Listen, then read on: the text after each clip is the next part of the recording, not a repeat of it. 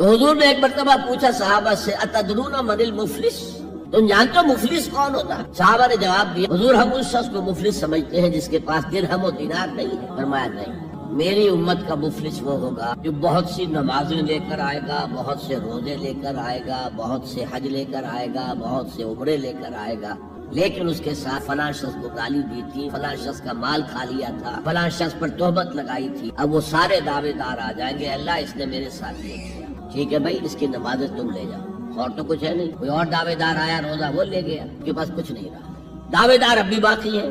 اب ان کے گناہ جو ہے اس کے حساب میں پڑھنے شروع ہو جائیں گے، یہاں تک کہ دوسروں کے گناہوں کے بوجھ تلے دب کر وہ جہنم میں جھونک دیا جائے۔ یہ عام شکایت یہ ہے کہ مذہبی لوگ معاملات میں اچھے نہیں ہوتے، حقوق و لباد کا لحاظ نہیں۔ تو حضور نے ایک مرتبہ پوچھا صحابہ سے اتدرون من المفلس، تم جانتے ہو مفلس کون ہوتا ہے؟ صحابہ نے جواب دیا حضور الہاکم التکاثر حتی زرتم المقابر، تمہیں غافل رکھا مال کی زیادہ طلبی نے یہاں تک کہ تم نے قبروں کا منہ دیکھ لیا۔ اب قبر میں اترنے کے بعد یاد آئے ارے نماز رہ گئی، روزہ رہ گیا، حج رہ گیا، زکوٰۃ رہ گئی، یہ تو فرض تھے جو کرنے تھے، جن پر فرض جو چیزیں فرض تھی، اور جو گناہ کر کے مرے، گانے سنے، فلمیں دیکھی، ڈرامے دیکھے، شرابیں پی، معاذ اللہ، بدکاریاں کی، زنا کیے، ماں باپ کو ستایا، لوگوں کے حق ادا نہیں کیے، حرام روزی کمائی، سود کھا کر مرے، رشوتیں لے دے کر مرے، جھوٹ بول کے مرے، خیانت کر کے مرے، بددیانتی کر کے مرے، اتنے سارے گناہ کر کے مرے، ایک یہ فرض چھوڑ کر مرے، پھر یہ حرام کر کے مرے،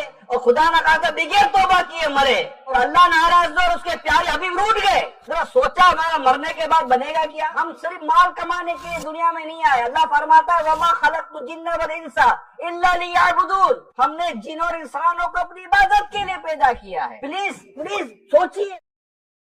سنہرے الفاظ، پریشانی کی بات یہ نہیں کہ آپ کے ارد گرد ناکامی کا اندھیرا چھا جائے، بلکہ پریشانی کی بات تو یہ ہے کہ آپ کے اندر مایوسی کا اندھیرا چھا جائے۔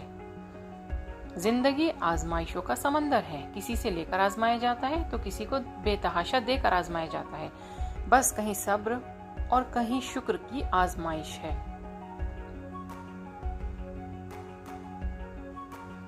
کبھی یوں ہی بھی رب کا شکر ادا کیا کریں، نہ جانے کتنے خطرات آپ کے پاس آنے سے پہلے پلٹ جاتے ہیں، کتنے دکھ آپ کو چھو کر گزر جاتے ہیں، کتنی خوشیاں بنا مانگے آپ کے قدموں میں رکھ دی جاتی ہیں، اور کتنا سکون آپ کو دے دیا جاتا ہے۔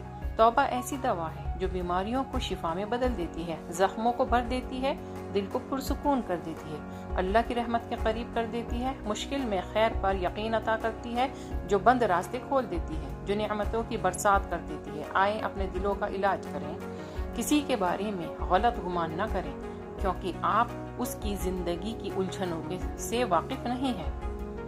اسی طرح ہماری ویڈیوز کو لائک، شیئر اینڈ سبسکرائب کریں، ہماری حوصلہ افزائی کریں اور ہمارے چینل کو سبسکرائب کریں۔ شکریہ۔